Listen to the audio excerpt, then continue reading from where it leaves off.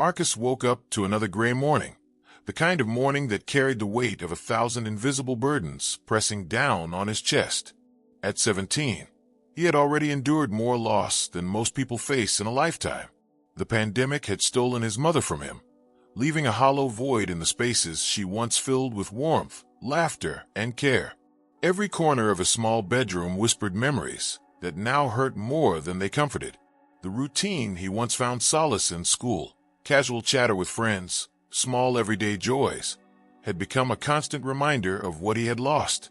The months following her death blurred into a gray haze of monotony and sorrow. Marcus had learned, painfully, that life seemed indifferent to pain.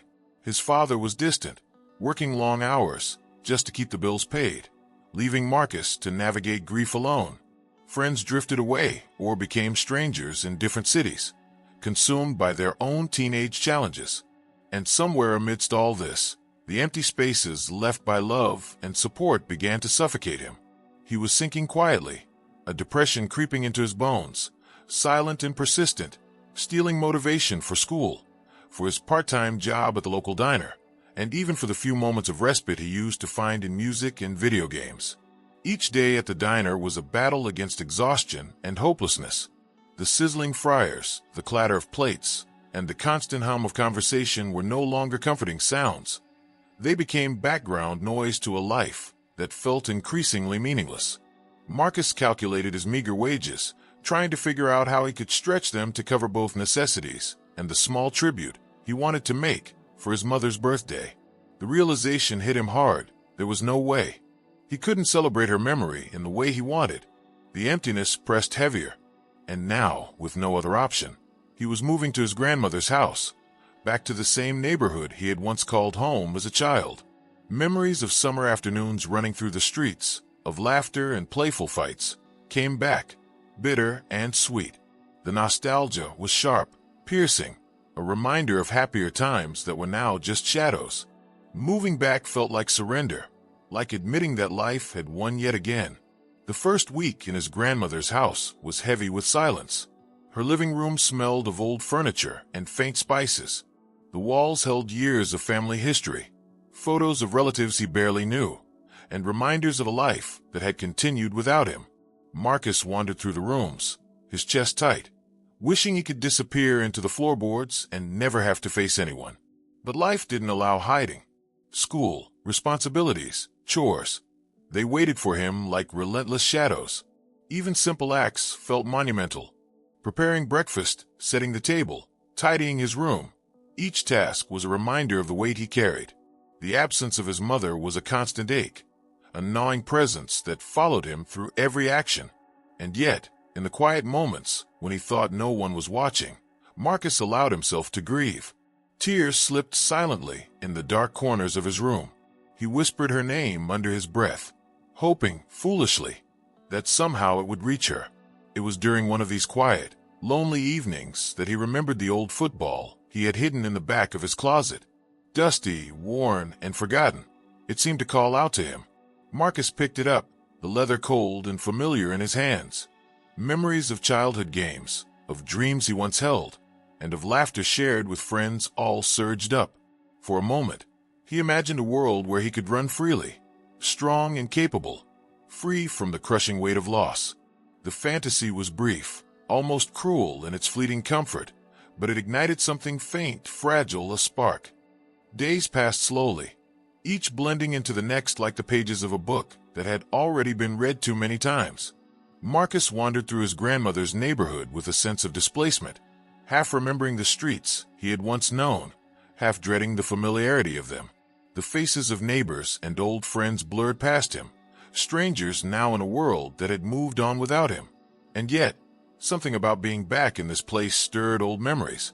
Memories that were bittersweet but oddly comforting. He tried to throw himself into his work at the diner, but each shift was a battle against exhaustion, grief, and apathy.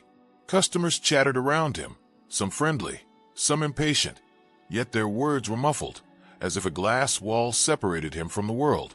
Marcus moved mechanically, taking orders, delivering plates, handling the cash register, but the motions felt hollow.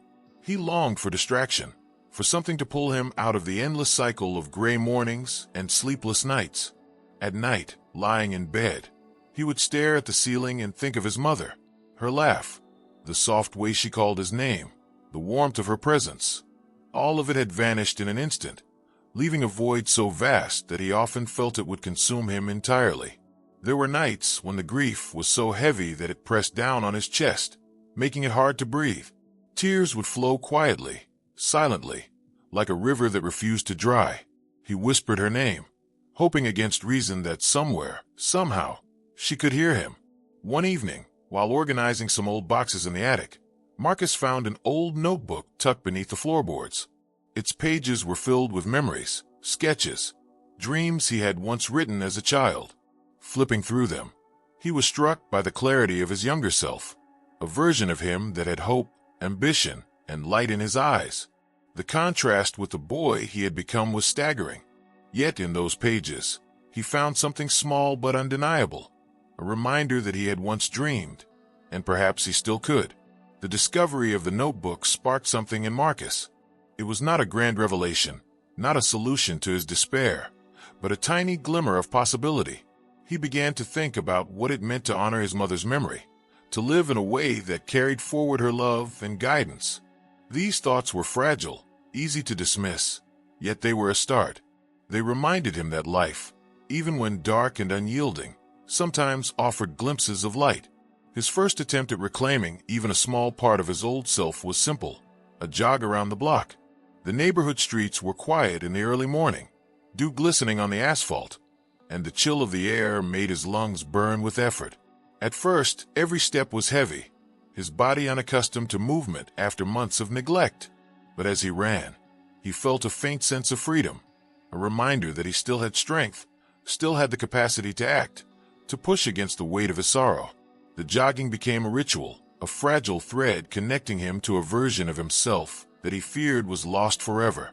With each passing day, he ran a little farther, pushed a little harder, and felt the faint stirrings of resilience. Marcus began to notice small changes. His chest felt less tight, his mind clearer, and for brief moments, the heavy shadow of grief lifted enough for him to imagine a future that was not entirely defined by loss.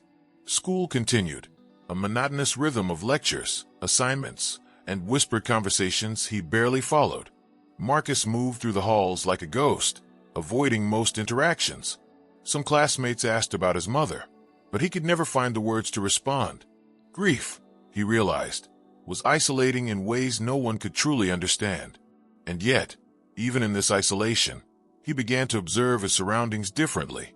He noticed small acts of kindness, fleeting moments of beauty, a classmate sharing a smile, the sunlight filtering through a classroom window, the quiet determination of someone focused on a goal. These small details became reminders that life, while cruel, was not devoid of connection or possibility. At home, he slowly began to establish routines. His grandmother was patient, offering guidance and support without pressing too hard. Meals were simple but nourishing, a subtle reminder that care could exist even in the smallest acts. Marcus began to write again, filling pages with reflections, memories, and tentative dreams for the future. The act of putting thoughts on paper became a quiet form of therapy, a way to process his emotions and make sense of a world that often seemed senseless. He found solace in music as well. The rhythms and lyrics of old songs evoked memories of happier times, but they also helped him channel his emotions. He would sit by his window at night, headphones on, letting the music carry him through waves of sadness and hope alike. Each song was a mirror, reflecting his grief, but also offering glimpses of resilience and strength he hadn't acknowledged in himself. Yet, the darkness was never far away. Some days, Marcus felt crushed under the weight of his losses. Simple tasks became monumental challenges, and the desire to retreat from the world entirely was overwhelming. But he clung to the small routines, the quiet acts of self-care, and the memory of his mother. These became anchors in a stormy sea of emotions, fragile yet persistent. By the end of the first year, since moving in with his grandmother, Marcus had begun to reclaim a sense of control over his life. He was not healed. The grief and the shadows still lingered, but he had found ways to navigate them. He had learned that progress was not linear, that setbacks were inevitable, and that resilience was built in the quiet, unseen moments of effort. Marcus's mornings began to take on a rhythm of their own. The gray light filtering through his window no longer felt like a suffocating weight, but a quiet signal to rise and face the day. He started small, making his bed, preparing a simple breakfast, and checking his schedule for the diner. Each act, though seemingly mundane, carried significance. It was a subtle assertion that he still mattered, that he still had agency in a life that often felt dictated by loss. The first weeks at the diner were grueling. Marcus moved through the kitchen and dining area like a shadow, often unnoticed, yet every task was a test of endurance. The repetitive motions of washing dishes, taking orders, and serving food became a strangely comforting rhythm. It reminded him that even in monotony, life continued, and he somehow was still moving with it. Occasionally, a co-worker would comment on his quiet demeanor, asking if he was okay. Marcus would smile faintly, nod, and retreat into himself. It was easier to appear functional than to unravel in front of others. Yet, even in these quiet moments, he began to notice small sparks of hope. One afternoon, while delivering a tray of food to a table by the window, he glimpsed the city streets bathed in golden sunlight. Children played outside, laughing and running freely. The image struck him with unexpected force. Life went on, indifferent to pain, but still capable of beauty. For the first time in months, Marcus allowed himself a fleeting smile. Perhaps, he thought, there could be more moments like this. Perhaps he could find a way to exist in a world that had taken so much from him. After dinner shifts, he returned home to his grandmother's house, where the quiet presence of the old woman offered solace. She didn't ask questions he wasn't ready to answer. She simply provided structure and warmth. Marcus began to engage in small routines, cooking simple meals, tending to the small garden outside, and tidying his room. These acts were more than chores. They were anchors, each one a gentle assertion that life could still have order, even in chaos. One evening, Marcus decided to revisit the attic. He had discovered a small, worn notebook there weeks earlier, filled with sketches and childish musings. Flipping through the pages again, he felt the stirrings of something long dormant. The notebook was a bridge to his younger self, a reminder that before grief had overwhelmed him, he had dreamed and hoped. For the first time, Marcus allowed himself to imagine a life beyond sorrow, a life where he could honor his mother not only in memory but in action. He started small, a jog around the block. At first, every step felt like a monumental effort. His legs burned, lungs gasped, and sweat poured down his face. Yet, with each passing block, he felt a faint sense of liberation. Running became an act of defiance, a rebellion against the weight of grief pressing on his shoulders. With every stride, he reclaimed a fragment of the strength he had thought lost forever. Gradually, jogging evolved into a ritual. Marcus set goals for himself, to run further each day, to push harder, to build endurance. He measured progress not just in miles or time, but in emotional resilience. Each day he completed the route without giving up. He reinforced the belief that he was capable of persistence, that the boy he had once been was not entirely gone. School remained a challenge. Marcus still felt distant from classmates, navigating hallways like a ghost. He avoided questions about his family and kept conversations brief. The isolation was familiar, but he was beginning to perceive the world differently. Small acts of human connection, brief glimpses of kindness, and even mundane interactions became meaningful. He noticed the way a classmate shared a pen without speaking, the quiet concentration of someone studying in the library, the warmth of the sun streaming through a classroom window. These tiny moments reminded him that while loss had shaped him, it did not have to define him entirely. Writing became another form of therapy. Marcus poured thoughts, memories, and nascent dreams into the notebook. Each page was a reflection, a confrontation with grief, and a tentative blueprint for moving forward. The act of articulation helped him process the complex tangle of emotion that daily life imposed. He wrote of his mother, his fears, and the faint glimmers of hope that now punctuated his days. With each entry, he felt a measure of control return, a sense that he could shape at least a small part of his destiny. Music, too, offered an unexpected refuge. Marcus would sit by the window in the fading evening light, headphones on, letting melodies wash over him. Songs from his past, once associated with happiness, now carried a duality, sorrow and strength intertwined. Listening became a form of meditation, a way to channel pain into understanding, to allow grief to coexist with resilience. In the music, he found rhythms that echoed his heartbeat, and for moments, he felt a connection to something larger than his own despair. The nights were the hardest. Darkness brought memories, fears, and loneliness in their rawest forms.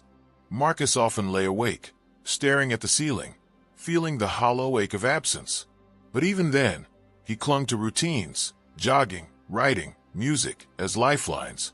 He discovered that strength was often built quietly in persistence, in the refusal to surrender even when the world seemed determined to break him. By the time the first year in his grandmother's home had passed, Marcus had changed subtly but profoundly. The grief had not vanished, nor had the shadows fully receded. Yet, he had begun to reclaim pieces of himself, a sense of agency, a capacity for hope, and a nascent resilience. He understood that healing was not a single event but a continuum, a gradual accumulation of small victories and deliberate actions. And amid all the quiet struggle, a fragile sense of purpose began to emerge. Marcus felt, for the first time in months, that he could confront life's uncertainties with a measure of courage. Each morning, as he rose to meet the gray light filtering through his window, he no longer felt entirely crushed by it. Instead, he saw it as the start of another day, another chance to endure, to grow, and to honor the memory of his mother, not only in sorrow but through living. The weeks continued to weigh on Marcus like a stone in his chest. Each day was a repetition of the last. Early mornings, tedious hours at the diner, afternoons wandering the streets, evenings lost in memories and notebook pages. He felt trapped in an unending cycle, as if the world had no space for him outside of his grief. One afternoon, after a particularly rough shift, a customer's harsh remark about the service pushed Marcus to the edge. He felt a surge of anger that startled him, not because of the customer, but because he realized how little control he had over his own life. The diner had become a crucible of his inadequacy, and every interaction was a mirror reflecting all his perceived failures. Walking home, soaked from a sudden rainstorm, Marcus considered the fragility of his existence. Life, it seemed, was indifferent to effort or suffering. But even as he trudged through puddles and the gray mist, a faint, stubborn pulse of determination flickered within him. It was small, barely perceptible, yet it had survived every wave of grief so far. Returning to his grandmother's house, Marcus settled into his routine. He prepared a simple dinner, washed the dishes, and sat by the window with his notebook. He scribbled endlessly, documenting every small detail of the day, every emotion, every fleeting thought. Writing had become a lifeline, a ritual that connected him to a part of himself he feared was gone. Each word was a step, however tentative, toward reclaiming some semblance of agency. Sleep was fleeting, often interrupted by dreams of loss and absence. In these dreams, he saw his mother, sometimes smiling, sometimes scolding him for failures he hadn't yet committed. The lines between memory, imagination, and reality blurred, leaving him exhausted and emotionally raw upon waking. Yet, even in these dreams, there was an echo of comfort. Her presence, even in spectral form, reminded him that his grief was a measure of love, and that love had once been enough to shape his world. In the quiet hours, Marcus began to revisit old routines from before the pandemic. He would take long walks through his neighborhood, observing the familiar streets with new eyes. Even small interactions, a neighbor greeting him, a bird taking flight, the smell of rain on asphalt, became points of grounding. They reminded him that the world was alive and that he, too, was still present in it. The anniversary of his mother's birthday arrived. Marcus did not celebrate, did not mark the day in any formal way. Instead, he sat quietly in his room, looking at her photo, reflecting on everything that had been lost. The grief was sharp, almost unbearable, but it was tempered by a fragile resolve. He realized that even as life continued to challenge him, he could endure. He could exist within the pain, And slowly, through tiny acts of persistence, he could survive it. Even at the diner, subtle changes began to emerge. Marcus moved with slightly more focus, his hands steadier, his attention sharper. He was still far from recovered, still haunted by sorrow, but the smallest victories, completing a shift without breaking down, handling a difficult customer calmly, noticing beauty in the mundane, began to accumulate. These were quiet, almost invisible moments, yet they planted the seeds for future growth. Night after night, he returned to the notebook. Words became increasingly reflective and intentional, a record not only of sorrow but of observation, resilience, and tentative hope. He wrote about the rain-soaked streets, the shifting patterns of sunlight, the rhythm of daily life. He wrote about his mistakes, his frustrations, and the raw edge of his loneliness. And occasionally, he wrote about the faint flickers of possibility, the thought that life, despite all its pain, could still offer moments of meaning. By the end of this period, Marcus had not transformed. He was still a boy weighed down by grief, still haunted by absence, still struggling with depression. But within the shadow of his despair, he had carved out small refuges. The notebook, the music, the brief acknowledgement of beauty in the world, and the faint pulse of determination that refused to be extinguished. The stage was now set. Marcus Johnson was poised at the edge of change. The darkness that had defined him for months remained, but there was a seed of resilience planted deep within him. It would not flourish without struggle, but it was there. The coming chapters of his life, the encounters, challenges, and opportunities, would either nurture that seed or snuff it out. For now, however, Marcus existed in a delicate balance between grief and survival, despair and determination, loss and the faintest glimmer of hope. Marcus woke up on the morning of what would have been his mother's birthday. The room felt colder than usual, and the gray light seeping through the curtains seemed harsher, almost accusing. For years, birthdays had been a source of warmth, of laughter, of shared joy with his mother. Now, they were a reminder of absence, of a void that no words could fill. He lay in bed longer than usual, staring at the ceiling, each minute dragging, each second heavier than the last. The weight of grief pressed on him, relentless and unyielding, like a storm that refused to pass. Getting out of bed felt like a monumental effort. The small breakfast he prepared for himself was tasteless, a bland reminder of the effort that went into daily survival. Every action seemed hollow, mechanical. Marcus dressed in the clothes he had picked out the night before, but even the act of putting on his jacket felt like moving through molasses. Each step, each motion, carried the invisible chains of sorrow and fatigue. At the diner, the shift was grueling. The clatter of dishes, the hum of conversation, and the sizzle of the fryers created a symphony of ordinary chaos. Marcus moved through it mechanically, taking orders, delivering plates, calculating tips. Customers' smiles and complaints alike slid past him, unnoticed. His mind was elsewhere, replaying memories of his mother, counting failures, and imagining possibilities he could no longer grasp. The din of the diner became a dull roar, a background to the storm raging inside him. The weight of responsibility and expectation crushed him more than ever on that day. Money was tight, and Marcus had planned to save a small amount to honor his mother's memory. But reality was unforgiving. The bills, the food, the rent, the little expenses he had, all left him unable to celebrate in the way he had imagined. Frustration and helplessness mounted. His chest felt heavy. His stomach churned. Every step home seemed longer, every sound sharper. When he returned to his grandmother's house, the silence pressed on him like a physical weight. He wandered from room to room, touching the familiar walls, seeing the photos of his family members, realizing how much life had moved forward without him. He sat by the window for hours, watching the neighborhood continue in its quiet rhythm. Children laughing in parks, neighbors greeting one another, a world alive and indifferent to his suffering. Marcus felt the sting of isolation more acutely than ever. Even the simplest interactions became difficult. When his grandmother spoke, her words were gentle and careful, but Marcus struggled to respond. She tried to offer comfort, but he withdrew, trapped in the spiral of his own despair. Nights were worse. Lying awake, Marcus relived the losses that had defined the last 2 years. The absence of his mother, the breakup with his girlfriend, the slow collapse of normalcy in his life. It all pressed on him simultaneously, a tidal wave of grief threatening to drown him. He tried to find distraction. Music offered temporary reprieve, a brief escape from the storm in his head. Songs that once brought joy now evoked tears, but they also reminded him of life's persistent pulse. Writing in his notebook became slightly more frequent.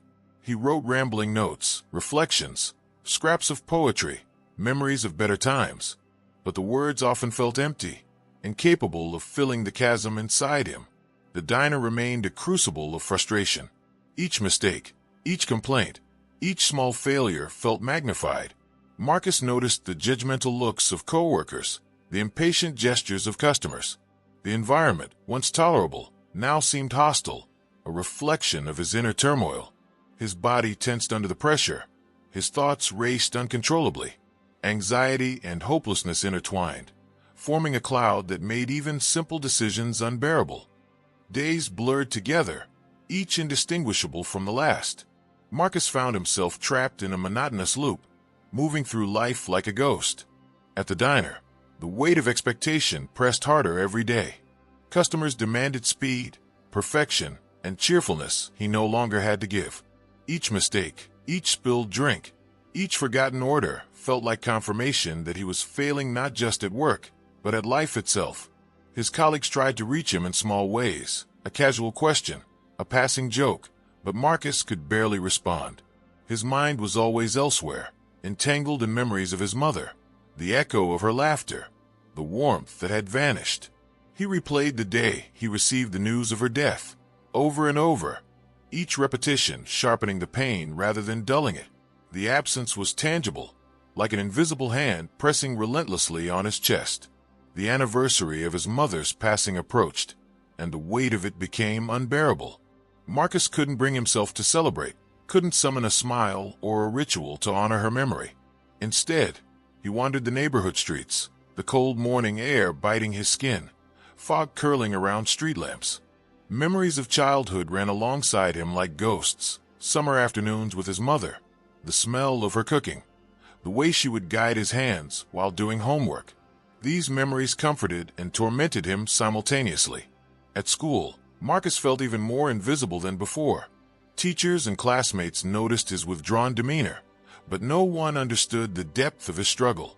He avoided conversations, skipped social interactions, and focused only on surviving the day. The hallways, once familiar, felt like labyrinths of judgment and alienation. Even the smallest tasks, turning in an assignment, participating in class, required more energy than he possessed. Back at the grandmother's house, silence filled the spaces where conversation could have been. She tried to reach out, offering small gestures, a plate of food, a quiet smile, a few words of encouragement. Marcus barely responded. He preferred the solitude, the quiet that mirrored his inner emptiness. Nights were long and suffocating. Lying in bed, he stared at the ceiling, counting the seconds, feeling grief curl around him like smoke. He whispered his mother's name into the darkness, hoping that somehow she might hear. Marcus clung to small habits, the fragile threads that prevented him from slipping entirely. The notebook in the attic became a refuge. Each night he wrote, disorganized, raw, unfinished thoughts, sketches, fragments of poetry, letters never sent. These acts were his only outlet, the only place he could confront his grief without fear of judgment. Writing didn't erase the pain, but it gave it form, a way to contain it without being consumed completely. Music continued to be both a balm and a blade. Songs would pull him into memory, recalling laughter, moments of joy, echoes of a life before loss. Yet the same songs often made him cry, and the tears came unbidden, soaking his pillow. Marcus sometimes sat by the window for hours, letting the city lights flicker behind him, headphones on, breathing slowly, attempting to reconcile the past with the present. The rhythm of the music echoed the rhythm of his heart, anxious, sporadic, yet persistent. At the diner, small incidents seemed to escalate disproportionately. A dropped plate, a harsh word from a customer, or a trivial complaint from a coworker could ruin his entire day. The environment became a mirror for his inner turmoil, chaotic, unforgiving, relentless.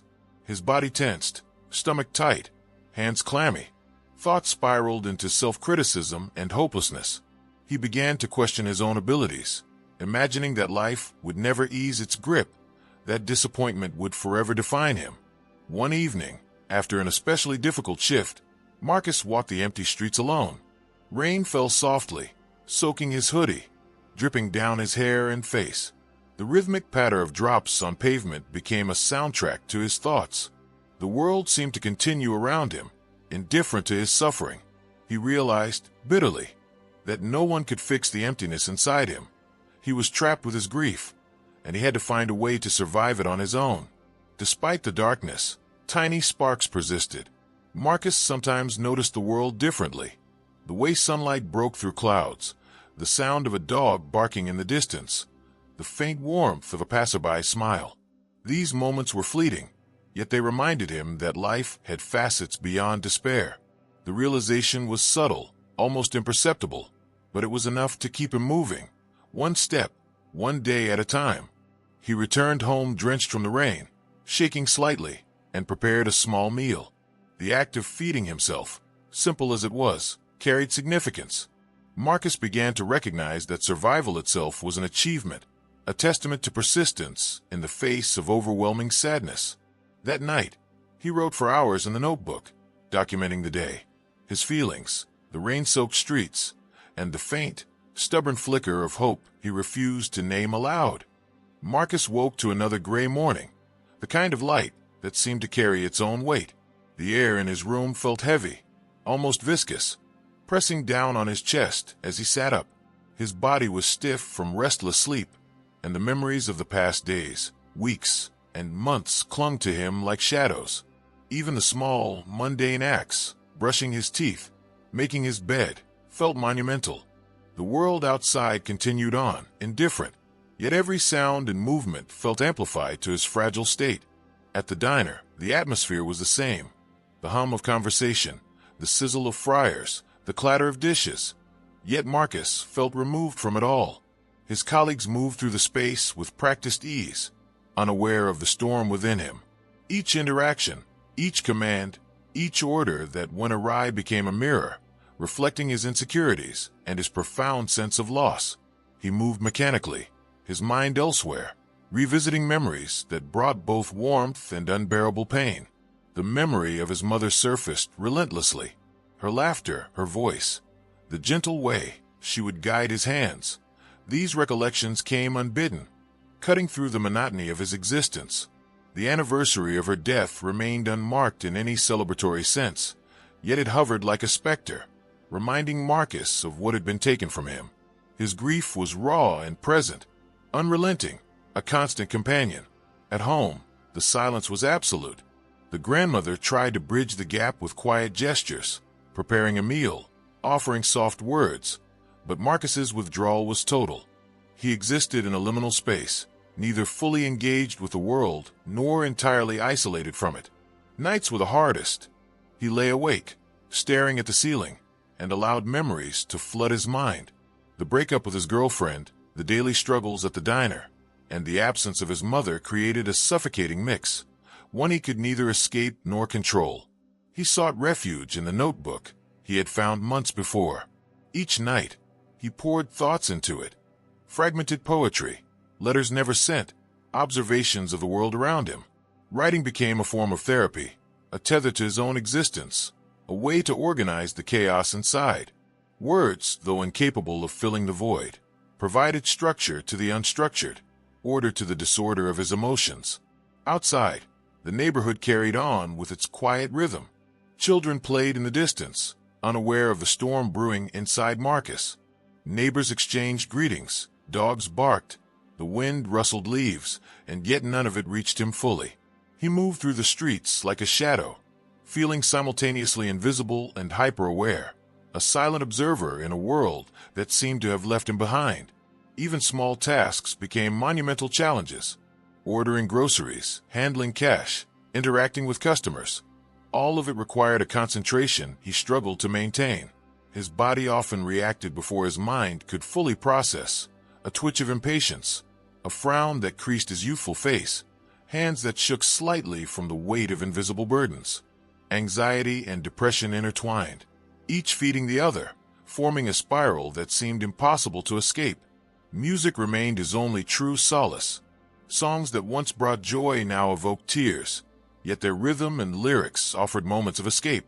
He would sit by the window for hours, headphones on, city lights glowing softly behind him, letting the melodies carry fragments of himself across the chasm of his grief. Music was both a balm and a blade, cutting into old wounds while simultaneously soothing them. The diner continued to be an arena of both struggle and survival. Each shift tested Marcus's patience and endurance. A spilled drink, a customer's complaint, or a co-worker's impatience could unravel his entire day. Yet he endured. Though battered and exhausted, he persisted, moving mechanically but with a faint spark of defiance. Survival itself became a quiet victory, a measure of his resilience, however fragile it might be. The days melded together, a seamless gray blur of repetition and endurance. Marcus moved through them like a ghost, each moment echoing with the weight of absence. At the diner, every spilled drink, every forgotten order, and every impatient glance chipped away at his resolve. The noise, once manageable, now grated against him, a relentless reminder of his perceived failures. His youth, once filled with hope and curiosity, felt like a distant memory, replaced by fatigue, anxiety, and the constant shadow of grief.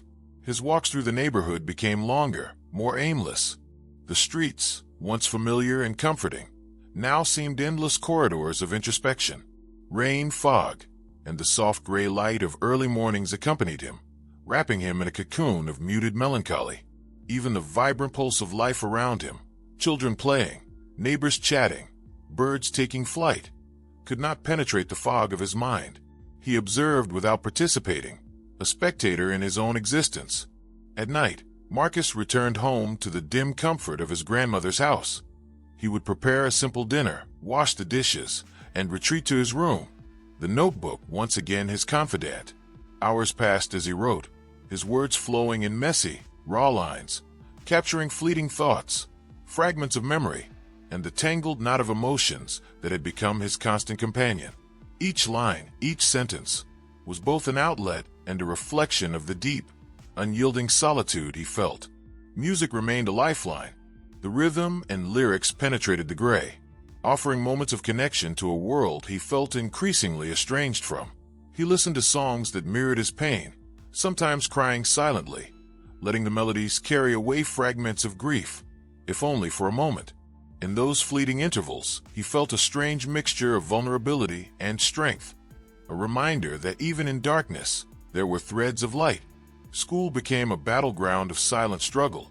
Teachers noticed his withdrawal, classmates whispered behind closed doors, but none could see the storm raging within him. Each interaction required energy he barely possessed.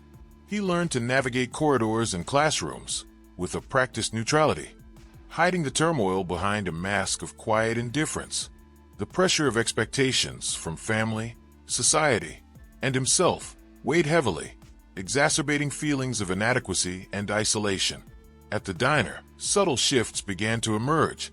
Marcus, though still fragile, began moving with slightly more precision, his responses slightly quicker, his attention marginally sharper. The change was imperceptible to others, but for him, it was significant. Survival, small as it might seem, had become an act of defiance. Each shift completed without breakdown, each customer interaction navigated without collapse, became a quiet victory, a testament to his resilience. The notebook entries grew more structured. Marcus began documenting not only his grief but also observations of the world, fragments of hope, and tentative plans. He wrote about rainy streets glistening under street lamps, the subtle shift of sunlight through clouds, and the patterns of life that continued despite his suffering. These small observations became anchors, grounding him, offering a fragile yet crucial connection to the world beyond his grief. On certain mornings, Marcus found himself lingering at the window, watching life unfold in muted colors and soft light. Children played, neighbors exchanged greetings, and the city moved forward, oblivious to his suffering. Yet, these moments, subtle as they were, reminded him that life continued and that he was still a part of it. The faint spark of awareness, of engagement with the world, marked the first real signs of a potential shift, a preparation for the pivotal moments to come. Rain often accompanied these reflective walks. The sound of droplets on asphalt, the dampened smells of the city, and the gray, misty air became a companion. Marcus moved through these elements with a mixture of resignation and silent determination. Each step through puddles and wet streets was both a literal and metaphorical act, navigating the weight of his grief while remaining present in the world. By the end of these weeks, Marcus had not yet found joy, nor had he escaped the shadow of his losses. Yet he had survived. He had endured days that might have crushed others, maintained routines that kept him tethered to reality, and cultivated tiny pockets of reflection and observation. These fragments, though small and fragile, laid the foundation for the transformative events that awaited him. The weeks stretched on, each day a mirror of the last, yet with subtle, imperceptible differences. Marcus moved through life with a quiet precision born of survival. The grief that had once threatened to consume him entirely had begun to take on a shape, a weight that could be carried rather than collapsed under.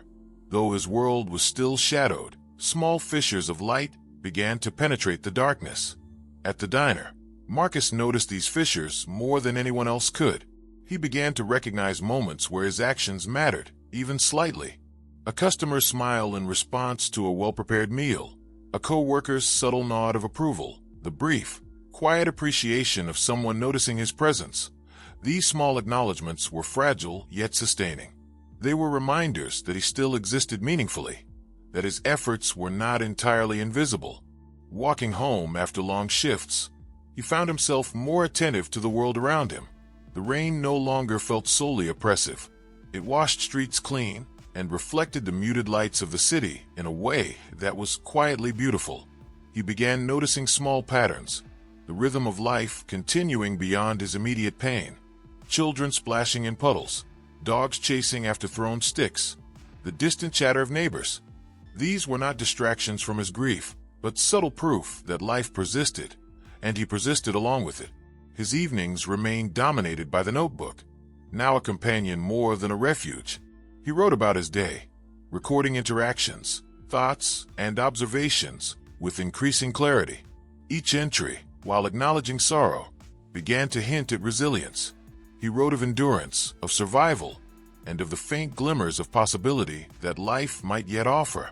These writings became a silent testament to his refusal to be entirely overtaken by loss. Music continued to accompany these moments. Songs that once merely echoed sadness now offered a structure, a rhythm that he could follow to maintain composure and focus. He sometimes closed his eyes, letting melodies carry him briefly away from the confines of grief, imagining possibilities beyond the diner, beyond the gray streets, beyond the weight of absence that had defined him for so long. At school, Marcus began to navigate corridors with slightly more awareness. He did not suddenly become outgoing or cheerful, but he recognized that isolation was a choice as much as a state imposed by circumstance. He began to respond to casual greetings, make small comments in class, and allow himself tiny, controlled interactions that reminded him of human connection. The walls he had built around himself were still high, but cracks were appearing, allowing light and warmth to seep through in controlled increments. The anniversary of his mother's birthday passed quietly. Marcus did not celebrate, did not mark it with outward gestures, yet he survived it. He sat in his room, looking at her photo, acknowledging the persistent ache of absence, but without collapsing entirely. That day, more than any other, underscored the subtle, ongoing work of endurance. Life had not returned to normal, but it continued, and he continued with it. One evening, after an exhausting shift, Marcus found himself standing on a quiet street corner. Rain had ceased, leaving streets reflective and glistening under the streetlights. He looked up at the muted sky and allowed himself a long, slow breath. The weight of months of grief pressed down, yet the very act of breathing, of standing and observing, became a small, yet profound victory. He realized that survival was itself a form of triumph, that he could endure more than he had thought possible. Back at home, Marcus prepared a simple meal, washed the dishes, and returned to his notebook. Words flowed more steadily than before, a mixture of observation, reflection, and tentative planning. He wrote about small things, a cracked sidewalk, a neighbor's cat, the way light shifted through clouds. Yet these details were infused with new awareness. Life existed beyond grief, and he was beginning to see it, albeit subtly, through the lens of cautious hope. By the end of the block, Marcus had not yet found joy, nor had he escaped the shadows of his losses. Yet, he had cultivated resilience. He had survived days that could have broken him, maintained routines that tethered him to existence, and recognized the small moments that offered proof of life beyond suffering. Though invisible to the world, these achievements laid the foundation for change, a subtle but persistent reminder that the storm within him could, with effort and time, be weathered. The stage was now set. Marcus Johnson remained a young man shaped by grief, but also increasingly defined by endurance. The darkness that had threatened to consume him still lingered, yet the faint pulse of determination persisted. It was fragile, delicate, yet unmistakable, a quiet ember that would soon face the winds of challenge and opportunity. The coming chapters, encounters, and decisions would determine whether this ember ignited into light or was extinguished. For now, Marcus existed in a delicate balance between despair and hope, each day a small act of defiance, each breath a testament to the resilience of youth and spirit. The days pressed on, each one a continuation of the last, yet imbued with subtle shifts that Marcus barely noticed. His world was a gray palette, muted and heavy, every corner tinged with the weight of absence. The diner had become both a cage and a mirror, a place where failures multiplied and the relentless rhythm of life pressed him into invisible corners. Every spilled drink, every irritated glance from a customer, every misstep carried a sharp edge that pierced deeper than any wound he had ever known. At home, the silence was thick. His grandmother attempted to bridge the gaps with gestures of care, but Marcus moved around her with quiet detachment. Meals were eaten mechanically, small conversations answered with monosyllables. Even in the presence of family, he felt a profound isolation, a reminder that grief was a companion that did not release its hold easily. Nights were the hardest. He lay awake, staring at the ceiling, listening to the faint hum of the city outside. The absence of his mother, the loss of his girlfriend, and the cumulative pressures of adolescence collided into a dense fog of despair. He found solace, as always, in the notebook. Words poured out in messy lines, a torrent of emotions and observations, unfiltered and raw. Each page was a small battleground, a confrontation with himself.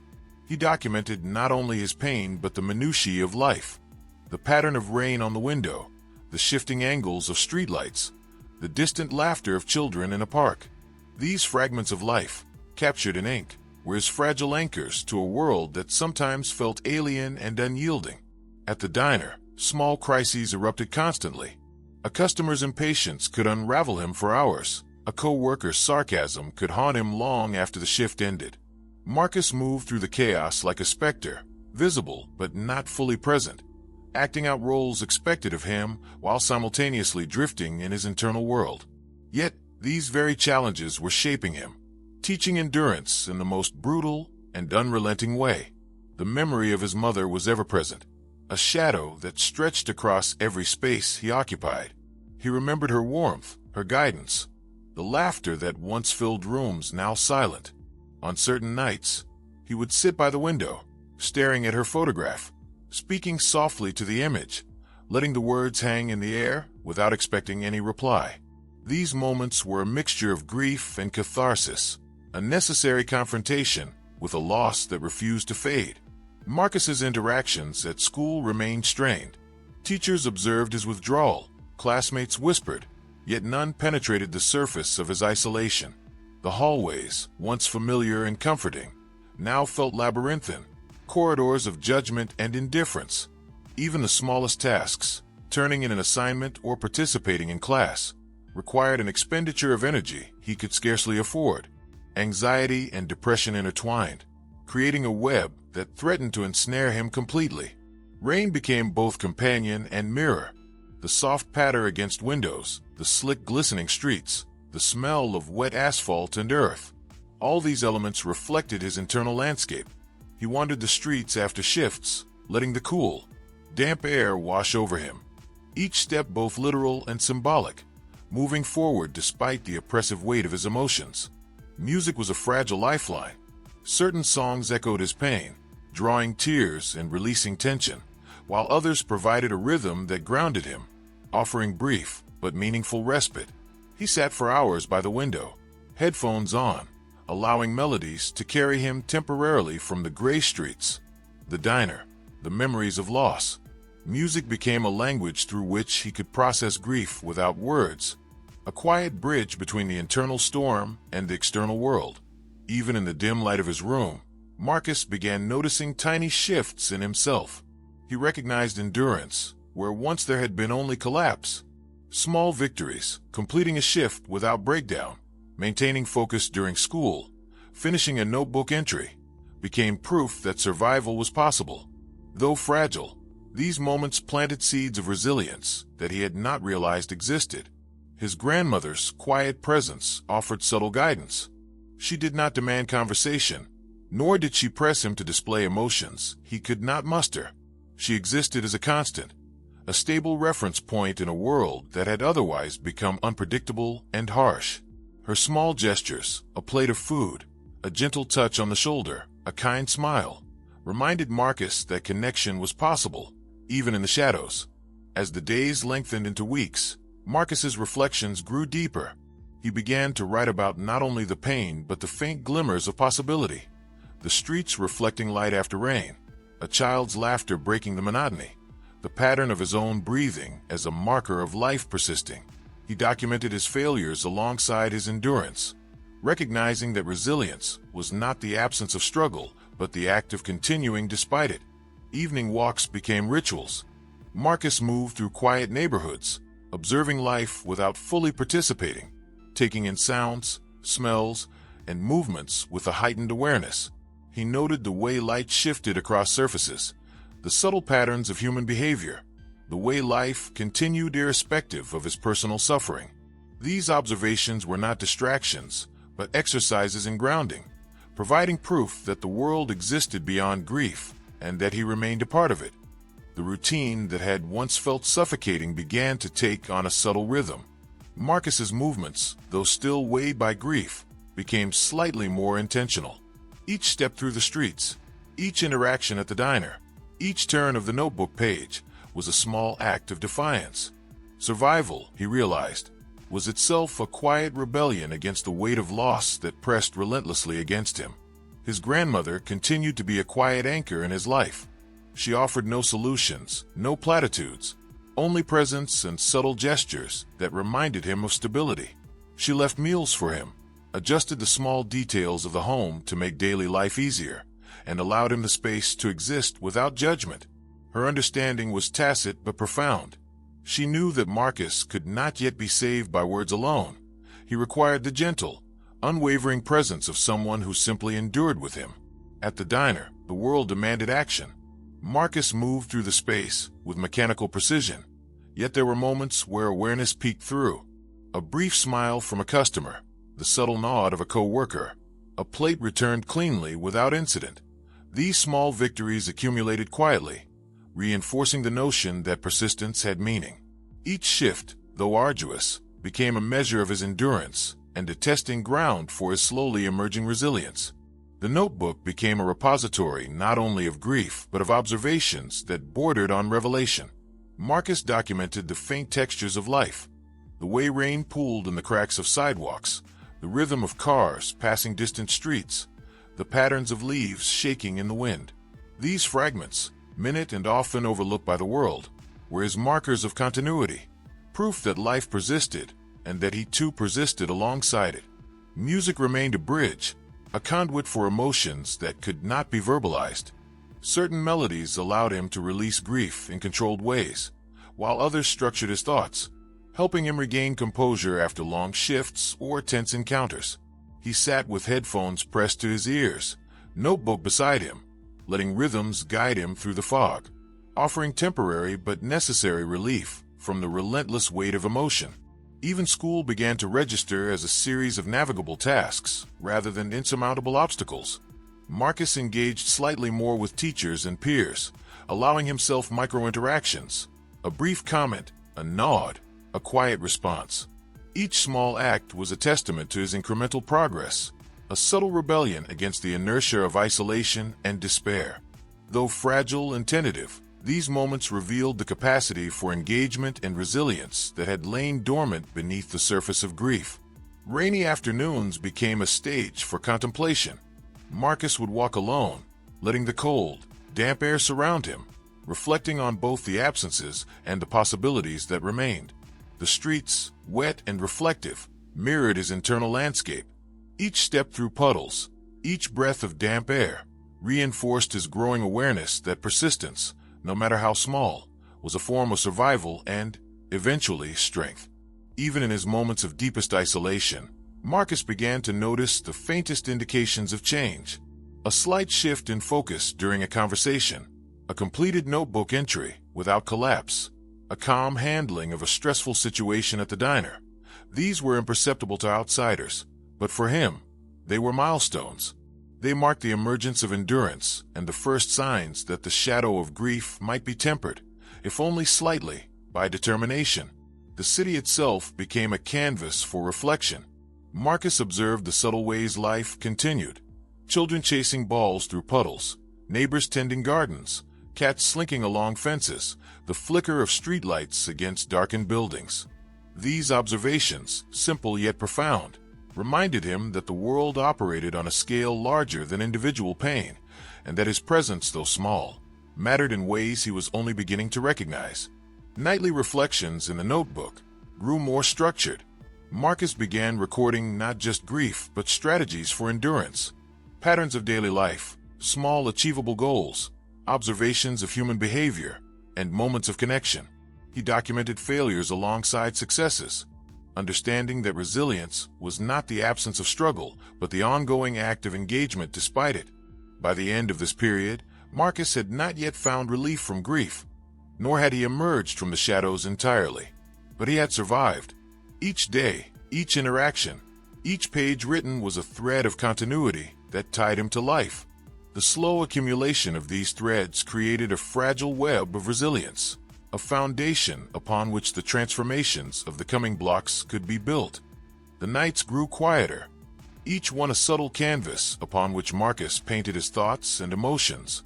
He sat by the window in his modest room, the soft glow of distant streetlights casting muted shadows across his face. His notebook lay open, pages filled with lines that danced between grief and reflection. The entries became more coherent, more deliberate, as if he were learning to map the labyrinth of his emotions, tracing the contours of pain while seeking the edges of possibility. At the diner, Marcus's movements carried a new, quiet awareness. He still felt the weight of each interaction, the sting of criticism, the pressure of expectation, but he began to navigate these moments with an increasing sense of composure. The subtle adjustments, a measured tone, a calm step, a deliberate gesture, created ripples of competence that had been absent in earlier months. These ripples, though small, reinforced the notion that he could endure, that he could maintain presence even amid the chaos. His grandmother remained a constant, silent guide. Her presence required no words. The stability she offered spoke louder than any instruction or encouragement. She understood that Marcus's journey could not be hurried, that grief and resilience coexisted, and that patience was as necessary as compassion. The home, though modest and tinged with the shadows of loss, became a safe harbor, a place where Marcus could gather strength before venturing once more into the turbulent currents of the world outside. Even the smallest gestures began to carry meaning. A customer's gratitude at the diner, the completion of an assignment at school, the clean execution of a simple household task. These acts became symbolic victories. Marcus began to recognize that endurance was cumulative, built not only on grand achievements, but also on the quiet constancy of effort, on the small victories that often went unnoticed by others, but mattered profoundly to him. Walks through the neighborhood became meditative rituals. Marcus observed life unfolding in intricate detail, the reflection of streetlights on wet pavement, the subtle sway of trees in the evening breeze, the distant laughter of children unburdened by grief. He noticed patterns in the mundane, connections in the ordinary, the resilience of life itself. Each observation reinforced a growing awareness that he, too, was part of this continuum, that his presence, though young and fragile, contributed to the rhythm of the world around him. Music continued to serve as a lifeline. The rhythms and melodies became tools for emotional processing, conduits for expression beyond words. Marcus allowed himself moments of immersion, letting songs carry fragments of sorrow away while planting seeds of focus and clarity. These moments of escape, brief though they were, reinforced his capacity for resilience, reminding him that even in darkness, there existed ways to engage with life meaningfully. At school, Marcus's interactions, though still measured, carried traces of subtle confidence. He began to answer questions, contribute to discussions, and respond to peers with minimal but meaningful engagement. These micro-interactions were carefully chosen, deliberate exercises in testing the boundaries of isolation. Each one was a step toward reasserting his presence, a quiet acknowledgement that he could exist within social spaces without being entirely subsumed by grief. Rainy afternoons continued to serve as reflective periods. Marcus walked through streets glistening with wetness, noting the way light refracted in puddles, the movement of leaves, the distant shapes of people navigating the same world. These walks were both literal and metaphorical journeys, exercises in endurance and observation, helping him reconcile the dissonance between internal turmoil and the persistence of life around him. His notebook became increasingly strategic. Marcus documented not only emotional states but patterns, observations, and small action plans. He began to outline approaches to daily tasks, ways to manage stress, and reflections on how to sustain engagement with the world. Writing evolved from a mere emotional outlet to a tool of empowerment, a method by which he could begin to exert control over his environment and himself, even in incremental steps. By the end of this period, Marcus had not yet escaped grief, nor had he found joy in the traditional sense, but he had cultivated resilience. Each day survived, each challenge met, each observation recorded was a thread in the tapestry of endurance. The small victories accumulated, creating a fragile but discernible web of strength, one that could support the transformative events soon to come. The stage was set. Marcus Johnson, still shadowed by loss and isolation, had begun to navigate his world with purpose, awareness, and quiet determination. The ember of resilience glowed faintly within him, fragile but unmistakable. The coming moments, encounters, and opportunities would test this ember, but for now, it existed, a testament to the enduring power of youth, reflection, and survival in the face of relentless adversity. The day began like any other, gray clouds hanging low over the neighborhood, drizzle soft against the pavement. Marcus walked toward the corner store, hoodie drawn tight, notebook tucked under his arm. He moved with the practiced detachment of someone who had long endured life's relentless challenges, yet there was a faint tension in his steps, a subtle pulse of anticipation that he barely acknowledged. As he turned the corner, he saw a familiar figure. At first, recognition was slow, a hesitant spark in his memory. Then it hit him. It was Andre, his childhood friend, taller now, athletic, wearing the uniform of a local university football team.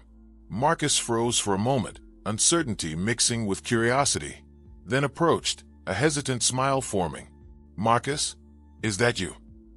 Andre's voice carried warmth and recognition, and in that instant, Marcus felt a flicker of connection he hadn't experienced in months. The reunion was awkward at first, words halting, gestures uncertain, but there was an unspoken history that bridged the gaps. They had grown up in the same neighborhood, shared laughter, mischief, and dreams, and now, by chance or fate, those threads had intertwined once more. Andre noticed the changes immediately. The shadow in Marcus's eyes, the slump in his shoulders, the fatigue etched across his face. Yet beneath it all, he saw potential, raw and untapped, a spark that could ignite with guidance and opportunity. "You've got potential, Marcus," he said quietly. "You could be a great player. I see it." The words were simple, but they landed like a stone in still water, creating ripples Marcus hadn't expected. In the days that followed, Marcus found himself drawn into Andre's world. Early morning runs, disciplined exercises, strict diets, activities that required attention, effort, and persistence.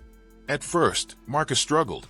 His muscles ached, his body resisted, and the emotional weight of past losses pressed heavily.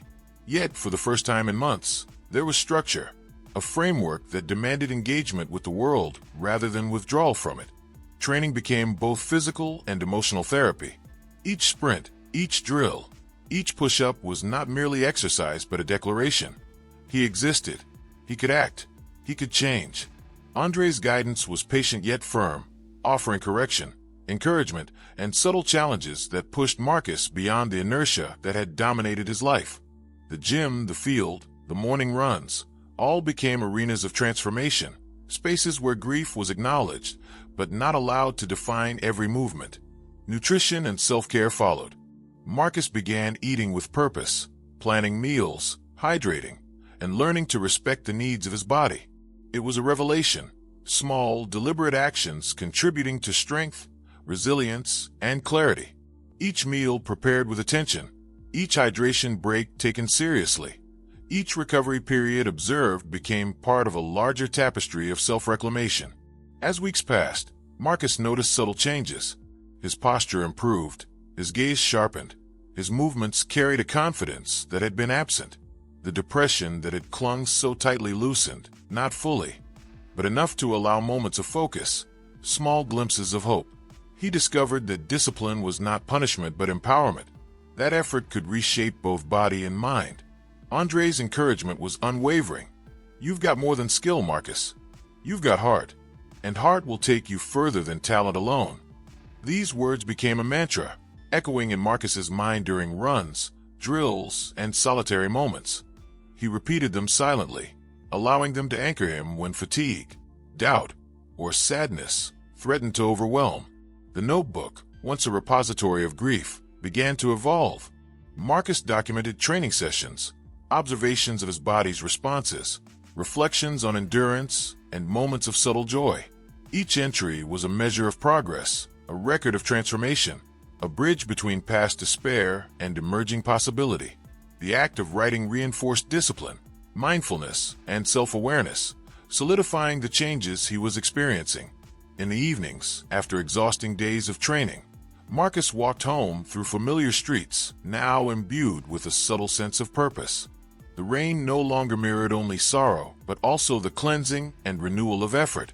The world around him, neighbors, children, streetlights, distant sounds of life, became not merely backdrop, but a stage for his emergence, a canvas upon which he could project growth and determination. The days grew longer, yet Marcus welcomed them with a quiet determination he had never felt before.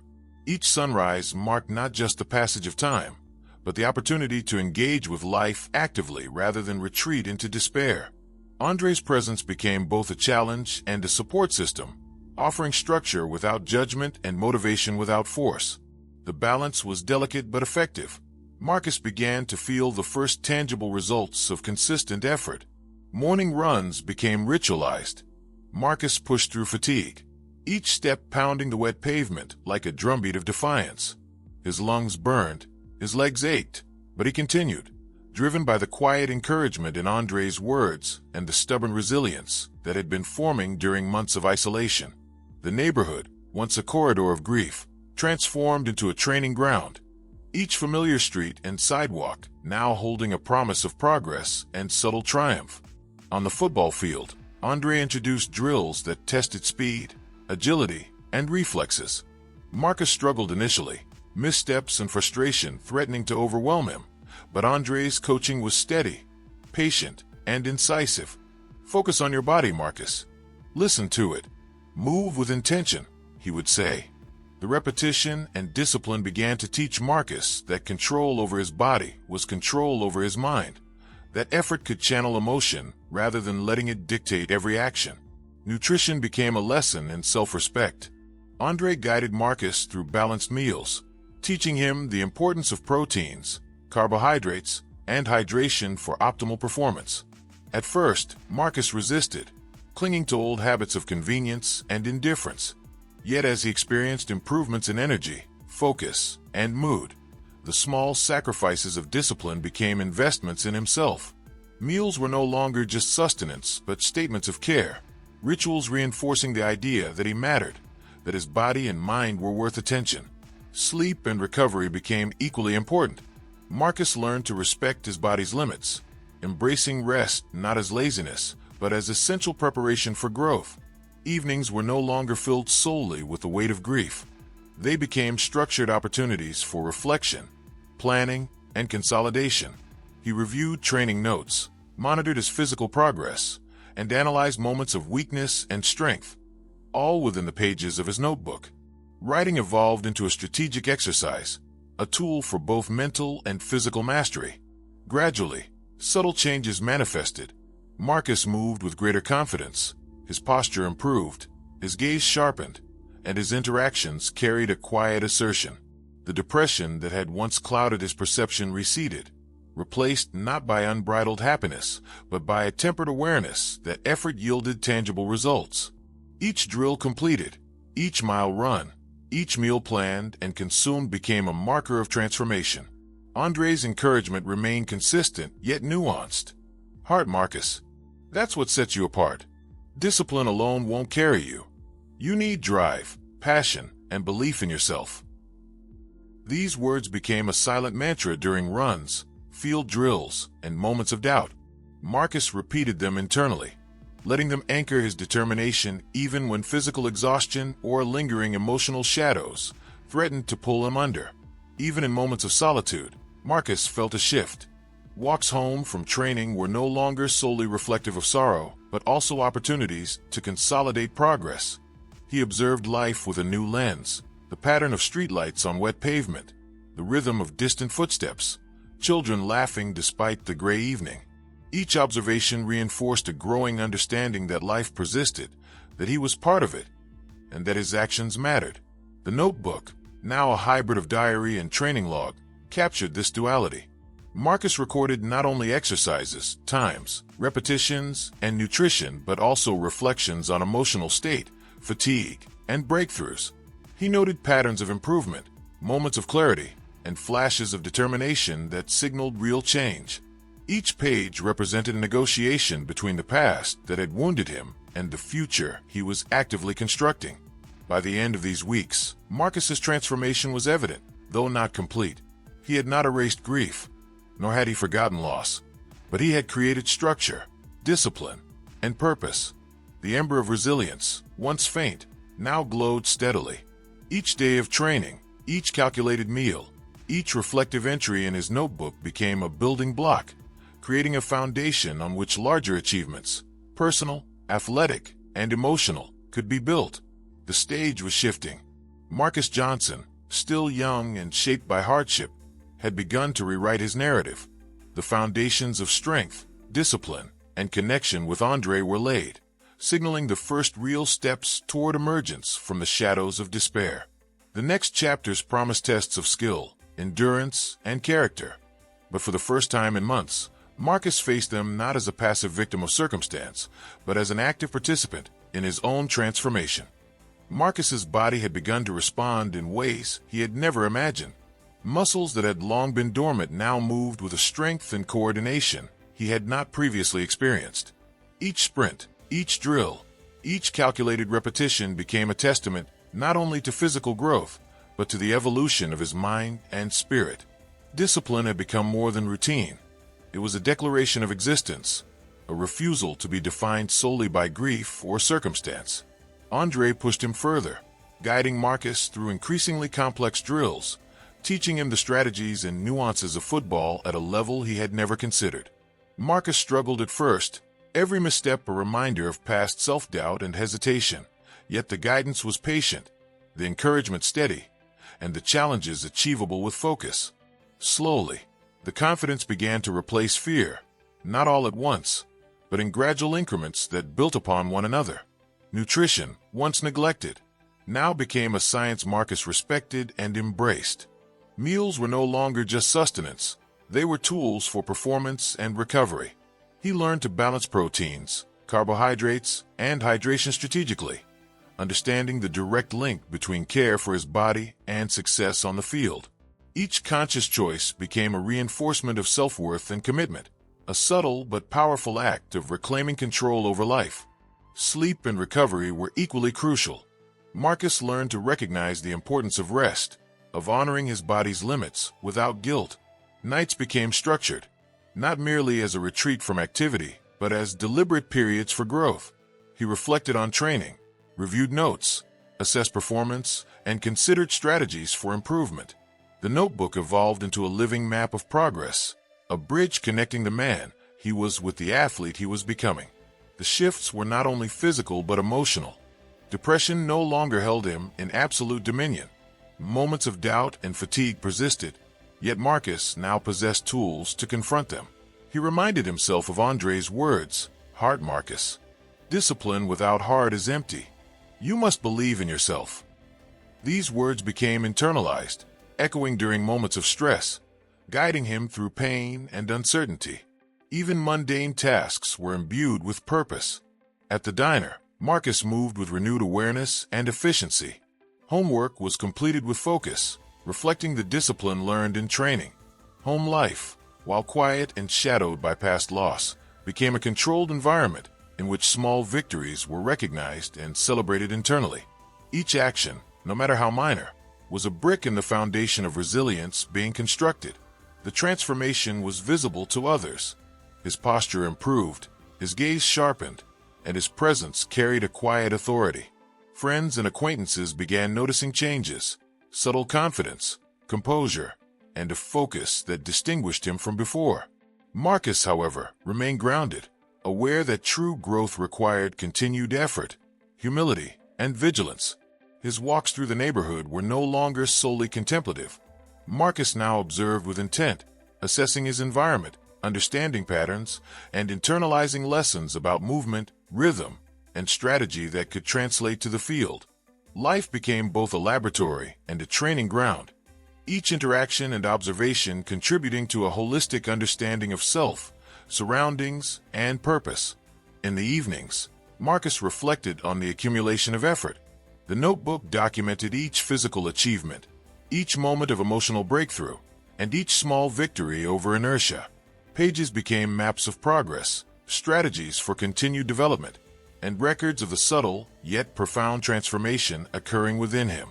He began to envision not just survival but success, imagining a future where skill, heart, and discipline combined to create something extraordinary. By the end of this block, Marcus had changed significantly.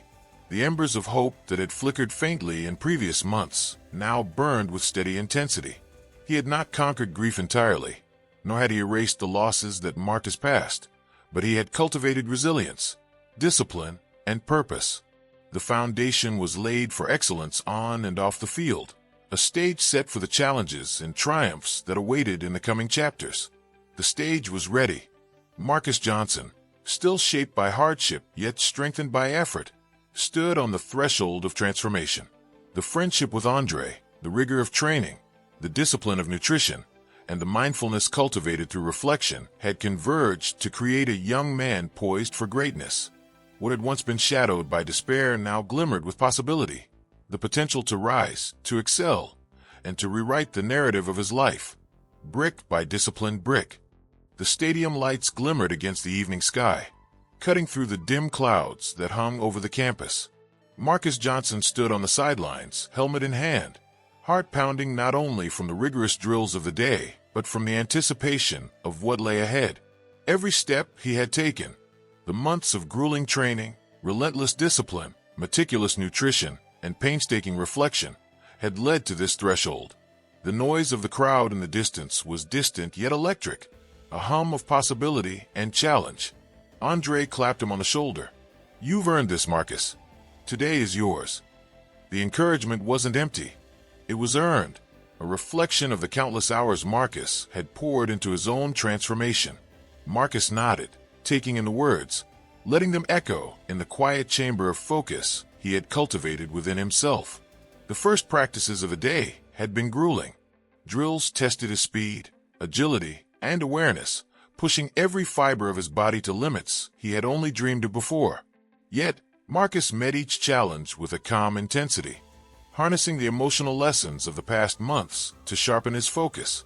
The grief, loneliness, and struggles that had once weighed him down now served as fuel, not for despair, but for precision, determination, and competitive spirit.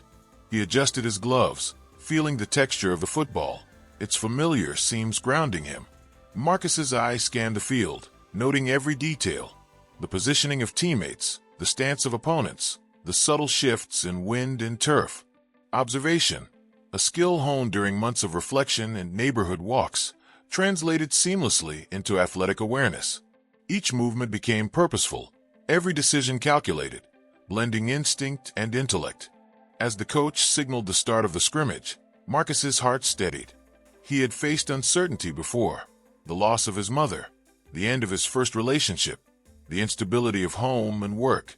Yet nothing compared to this moment, where personal effort would meet external challenge.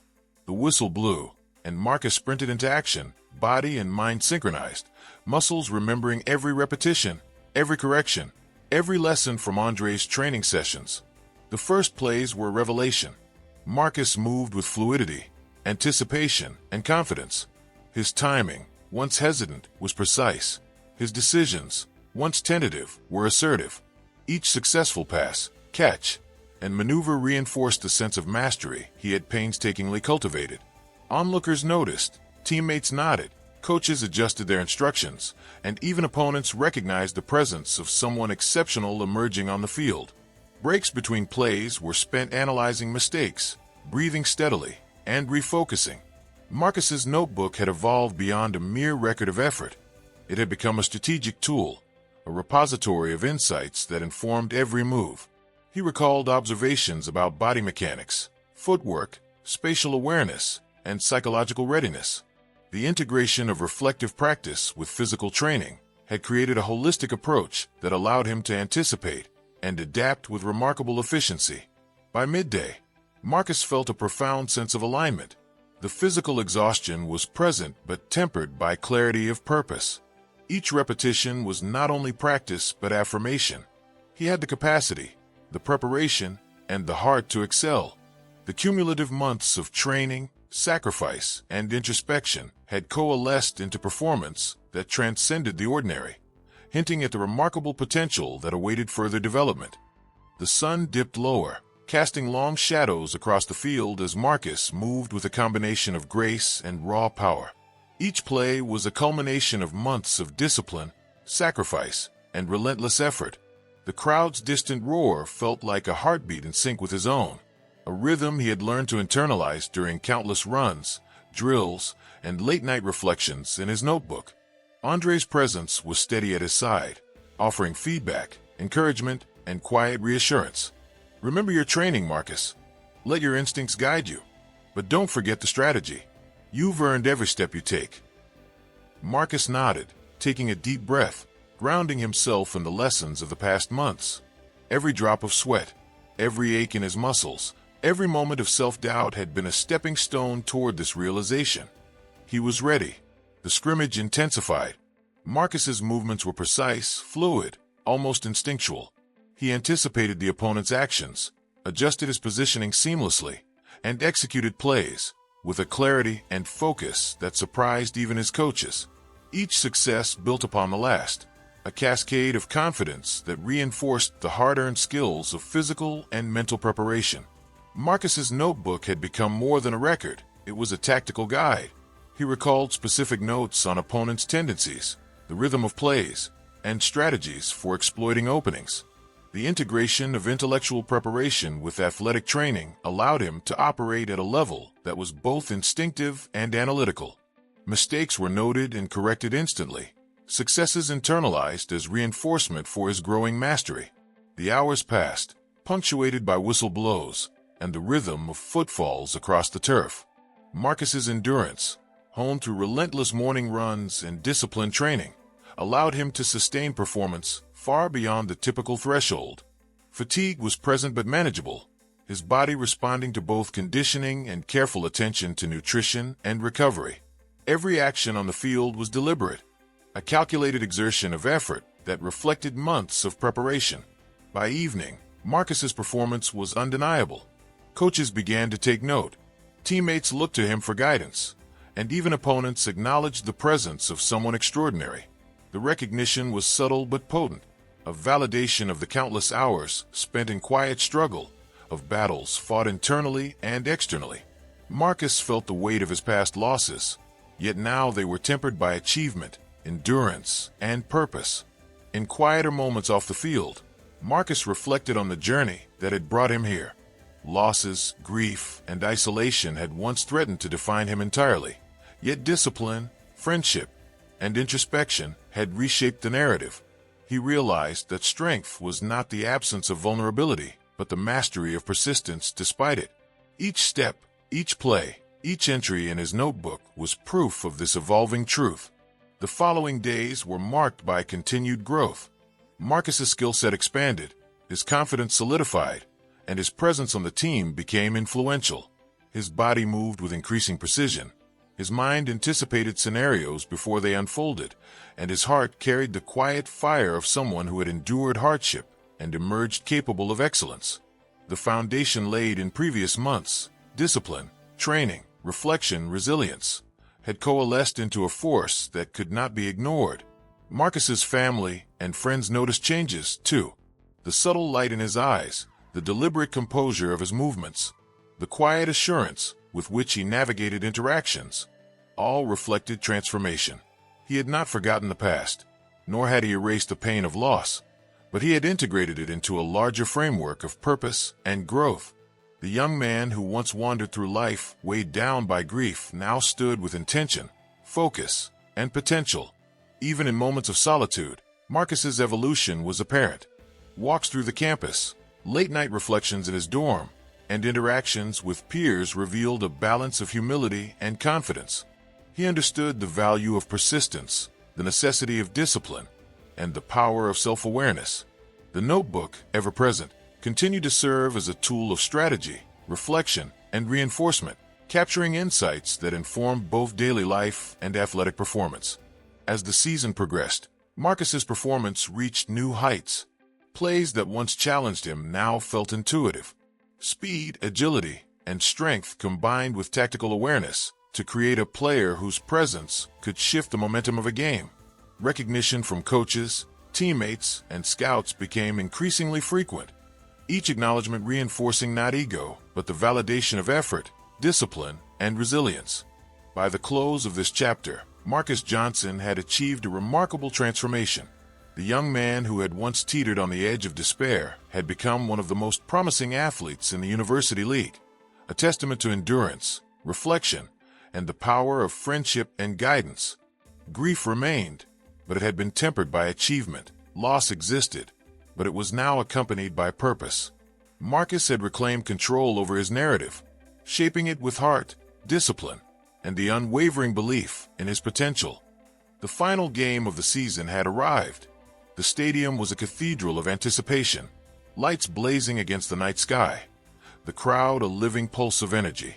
Marcus Johnson stood on the sidelines, helmet under one arm, eyes scanning the field with a combination of focus, determination, and reflection. Every challenge he had faced, loss, grief, isolation, depression, had been a rehearsal for this moment. Andre's presence remained a steady force.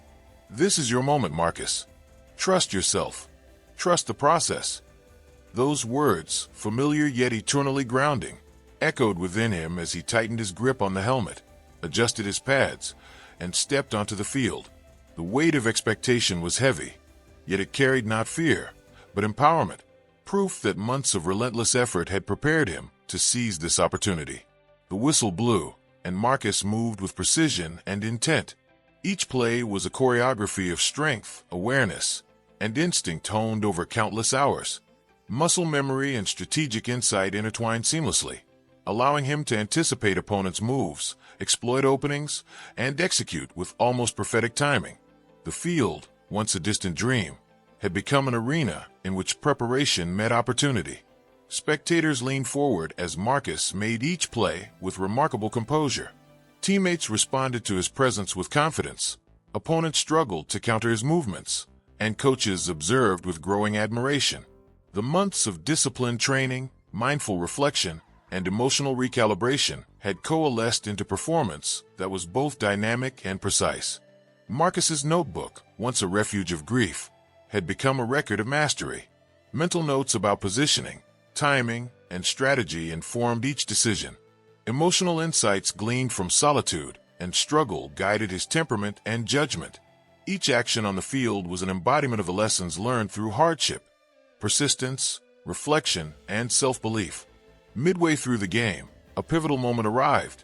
The opposing team executed a rapid series of plays, attempting to break the defensive line. Marcus, eyes sharp, muscles poised, intercepted a critical pass. The crowd erupted as he ran downfield, weaving past defenders with fluid agility and sheer determination. Each stride was an affirmation of transformation, a tangible manifestation of the resilience, discipline, and heart cultivated over years of struggle. The final whistle signaled victory. Marcus's teammates hoisted him briefly in celebration, cheers and applause ringing through the stadium. Yet amid the exhilaration, Marcus felt a deeper resonance, the culmination of a journey marked by loss, perseverance, and growth. The grief of past losses, the shadow of depression, the uncertainty of adolescence, all had been transmuted into purpose and achievement. In the locker room, Andre smiled, pride and respect evident in his expression.